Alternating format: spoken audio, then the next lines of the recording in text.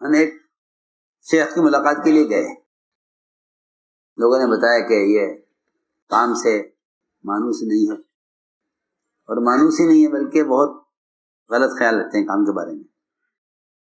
کچھ فتوے بھی دیے انہوں نے کام کے خلاف کچھ فتوے بھی دیے، اور وہ کہتے ہیں کام بدعت ہے. ہم نے کہا ٹھیک ہے، اگر کوئی شخص کام کے بارے میں کوئی غلط خیال رکھتا ہے تو غلطی اس کی نہیں ہے، غلطی ہماری ہے. تو ان کو صحیح بات ہم نے ان کو بتلائی نہیں ہے نا. صحیح بات بتلاؤ جا کے. کسی نے غلط بتلا دی تم صحیح بتا دو، کسی نے غلط بتایا تم صحیح بتا دو. تو میں نے کہا کچھ بھی صحیح، ہم تو ملاقات کریں گے ان سے، ملاقات کریں گے، کسی بھی صحیح، کوئی بھی صحیح، ملاقات کریں گے. ہم گئے، عجیب قصہ ہے. ہم گئے تو انہوں نے پوچھا آپ کہاں سے آئے؟ ہم نے کہا کہ ہم ہندوستان سے آئے ہیں حج کے لیے، خیال ہوا کہ علماء کی زیارت کریں، آپ کی زیارت کے لیے آئے. کہنے لگے کہ ہندوستان میں کہاں سے آئے؟ تو ہم نے کہا نظام الدین سے آئے ہیں. تبلیغ والے جماعت کے جی پورا تعارف. تو میں نے اتنا ہی کہا تھا کہ وہ زور زور سے رونے لگے. آپ پریشان ہو گئے کیا ہوا؟ ہمارے ساتھی تو کہہ رہے تھے کہ وہ شاید ملاقات بھی نہیں کریں گے، دروازہ بھی نہیں کھولیں گے، آپ کے سلام کا جواب بھی نہیں دیں گے، لیکن وہ رونے لگے. ہم بیٹھے کے پاس کیا بات ہے؟ میں عجیبہ بتلائی. انہوں نے بتلایا کہ جب ان کو ذرا رونا کم ہوا ان کا اور وہ سکون ہوا ان کو، تو کہنے لگے کہ میں ایک کانفرنس میں مجھے جانا تھا ایک ملک میں. وہاں میں پہنچا تو ٹیکسی ڈرائیور مجھے لیا ایئرپورٹ سے، ہوٹل میں جہاں ان کا کانفرنس تھی وہاں مجھے جانا تھا. تو ٹیکسی والا کہنے لگا کہ عصر کی نماز تیار ہے، وقت ہو گیا، یہاں مجھے نماز پڑھنے کے یہاں پڑھ لو. تو عالم کہتے کہ میں وہاں نماز کے لیے اتر گیا مسجد میں. وہاں گیا تو عصر کی نماز بالکل تیار تھی، کھڑی ہو گئی، میں نماز پڑھی.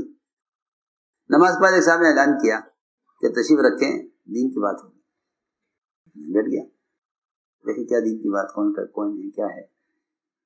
انہوں نے بات کی، بات سنی میں نے، لیکن میں سمجھا نہیں کہ یہ کیا ہے. تو میں نے پوچھا برابر والے سے کہ تم کون ہو، تمہارا کیا مذہب ہے؟ اس نے کہا میں شافعی ہوں. کہاں سے آئے؟ کہ میں یہاں کا مقامی ہوں. دوسرے تم کہاں سے آئے؟ میرا کیا مذہب ہے؟ کہ میں حنفی ہوں. تم کہاں سے آئے؟ کہ میں ہندوستان سے آئے. کسی سے پوچھا کہ تم؟ کہ میں مالکی ہوں. کہاں سے آئے؟ کہ میں یمن سے آیا. کہنے لگے کہ ہم تو اتنے عرصے سے درس دیتے ہیں اور وعظ کرتے ہیں، تو ہمارے یہاں تو ایک ہی مذہب کے لوگ بیٹھتے ہیں، یہ کون سا کام ہے جس نے سارے مذاہب کو جمع کیا ہوا ہے؟ کون سا کام ہے جس نے سارے مذاہب کو جمع کیا ہوا؟ ایک ہی حلقے میں حنبلی بھی، شافعی بھی، مالکی بھی، حنفی بھی سب بیٹھے ہوئے ہیں. میں سمجھ نہیں آیا یہ کیا، یہ کون سا حلقہ ہے؟ ہمارا تو حلقے لگتے ہیں، حنفیہ کا لگتا ہے، شافعیہ کا الگ لگتا ہے، مالکی کا الگ لگتا ہے. یہ کون سا کام ہے؟ یہ بات پوری ہو گئی تو پوچھا کہ آپ لوگ سب یہاں کی جمع، یہ کیا ہے؟ یہ نے کہا کہ یہ تبلیغ کا کام ہے. یہ تو صاحب کہنے لگے کہ اس دن میں نے سمجھ لیا کہ اگر امت کو کوئی کام جمع کر سکتا ہے تو یہ کام جمع کر سکتا ہے. فوراً میں واپس آیا اور میں نے آتی سب سے پہلے جو کچھ میں نے لکھا تھا کام کے خلاف، میں نے اس سب کو ختم کیا. نہیں، ہم اس کام کو سمجھے نہیں، ہم اس کام کو سمجھے نہیں. یہ تو وہ کام ہے جو امت کے درمیان کے طبقاتی فرق کو ختم کرے. یہ واقعہ مجھے یاد آیا.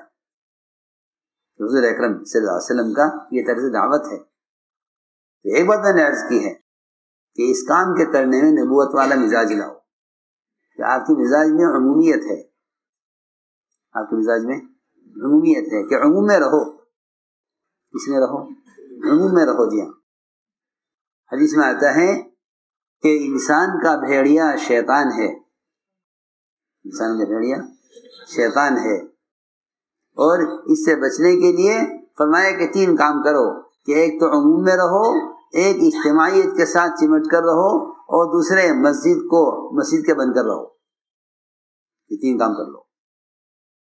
یہ 3 صحیح حدیث ہے کہ اگر تم فتنہ سے بچنا چاہتے ہو 3 کام کر لو. ایک تو عموم میں رہو. حضور اکرم صلی اللہ علیہ وسلم ایسے عمومیت میں رہتے تھے کہ آنے والا پوچھتا تھا ایکم محمد، ایکم ابن عبد المطلب، تم نے نبی کون سے ہیں؟ تمہیں نبی کون سے ہیں؟ جہاں صحابہ نے عرض کیا ہم آپ کے لیے کوئی ایسی جگہ بنا دیں اونچی جہاں آپ بیٹھے ہوئے ہیں. نہیں چاہتا. تم میری گردن کچل کر چلو، میں تمہارے درمیان رہنا چاہتا ہوں.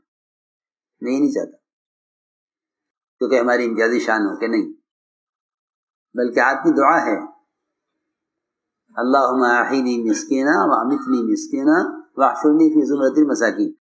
اے اللہ مجھے کسمہ پرس لوگوں میں رکھ، اور مجھے کسمہ پرس لوگوں میں موت دے، اور انہی کے ساتھ میرا حشر کر. انہی کے ساتھ میرا حشر کر دیا. ہم نے عرض کیا کہ اس کام کا مزاج سادگی ہے.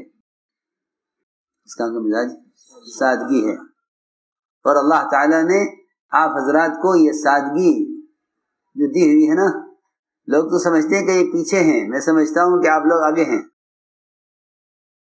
اس لیے کہ جن کی زندگی صحابہ کی زندگی کی زیادہ مشابہ ہے، وہ کام زیادہ کر سکتے ہیں. سنو، یہ ایک احساس کمتری ہے لوگوں میں کہ ملکوں کے تقاضے تو مالدار صوبے پورے کریں گے، اور ملکوں کے تقاضے تو ذی استعداد لوگ پورا کریں گے. یہ بات نہیں ہے. مجھے اس بات کا خیال اس دن آیا جب ایک صاحب کی زبان سے یہ نکل گیا کہ بھئی یہ تقاضا تو ایسا ہے کہ اس کو تو فلاں صوبہ پورا نہیں کر سکتا. کیوں؟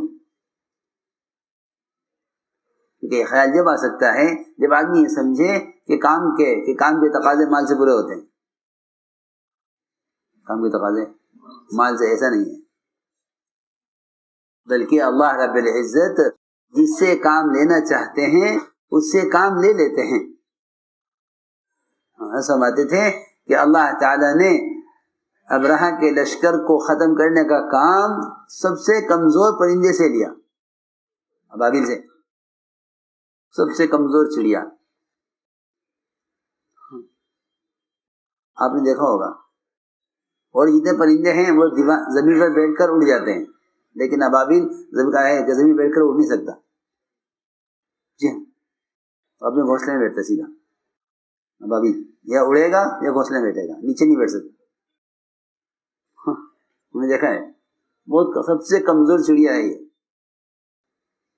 سب سے کمزور سے ختم کرایا سب سے مضبوط کو دیا ابرہہ کو، اور کس سے ختم کر دیا یہ کہ کوئی یہ کہ یہ قابل ہے یہ کر لیں گے. قابلیت پر کام نہیں، ہم کام جسے چاہیں لے لیں، کہ ہم جسے چاہیں کام لے لیں.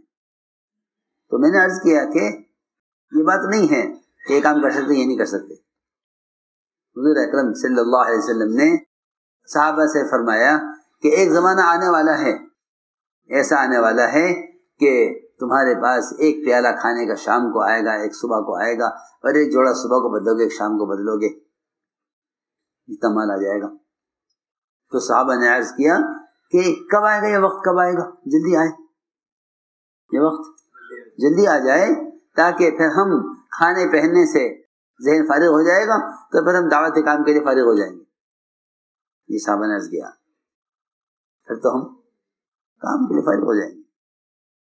ایک پیالہ صبح کھانے کا آئے گا، ایک شام کو، ایک جوڑا صبح بدلیں گے ایک شام کو. تو جب کھانے کپڑے کی اتنی فراوانی ہوگی تو پھر ہمارا ذہن کھانے کمانے سے فارغ ہو جائے گا، پھر ہم یہ کام کریں گے.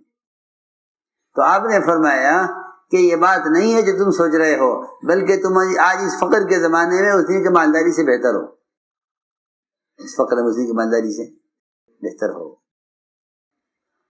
تو اسلام کا مزاج ہے سادگی، کہ ہم اپنی طرز زندگی سے سادگی، عملی سادگی دکھلاویں. یہ تو نعمت ہے.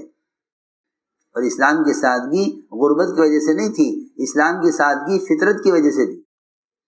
اسلام کی سادگی کس سے ہے؟ فطرت ہے، فطرت کی وجہ سے. اسلام کی سادگی فطرت کی وجہ سے، غربت کی وجہ سے نہیں ہے. یہ خیال غلط ہے، یہ خیال غلط ہے لوگوں کا کہ جن میں سادگی ہے وہ غریب ہیں، یا جن میں فیشن ہے وہ مالدار ہیں. یہ خیال باطل خیال ہے. یا سادگی اسلام کا مزاج ہے، فطرت ہے سادگی. سادگی فطرت ہے. جی ہاں، اسے باقی رکھو. یہ قابل فخر چیز ہے، یہ قابل فخر چیز ہے. جی ہاں. تو ہم نے عرض کیا کہ حضور اکرم صلی اللہ علیہ وسلم کا مزاج یہ تھا کہ آپ صلی اللہ علیہ وسلم نے امت بنائی ہے، اور امت بنی ہے آپ کے طرز دعوت سے. کہ آپ صلی اللہ علیہ وسلم نے امت بنائی ہے، اور امت بنی ہے آپ کے طرز دعوت سے.